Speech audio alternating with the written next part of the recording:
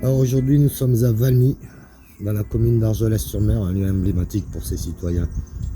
Alors le château du style d'art nouveau débute sa construction en 1888 et ça durera 12 ans. C'est l'un des premiers à être construit en béton armé à partir d'une charpente de béton armé. Et son mandataire, Pierre Bardou, riche industriel à la tête de Job, la fabrique de papier à cigarettes, va commander à l'architecte danois Viggo Dorf Petersen un château pour chacun de ses 3 enfants. Pour son fils Justin, le château d'Aubiry, à Céré.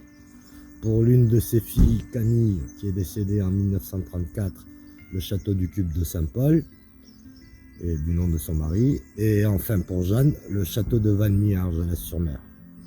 Jeanne Bardou va décéder. Son mari Jules Pams, lui, va se remarier et c'est cette dernière qui va hériter du château.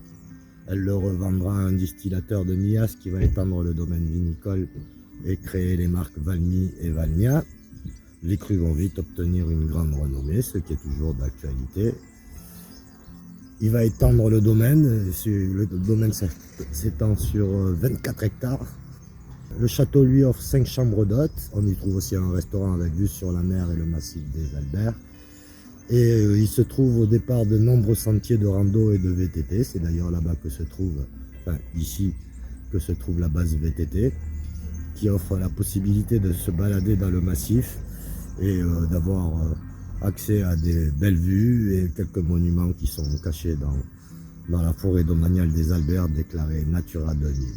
Voilà, c'est tout. Je vous laisse l'occasion de venir voir tout ça vous-même et je vous dis à bientôt.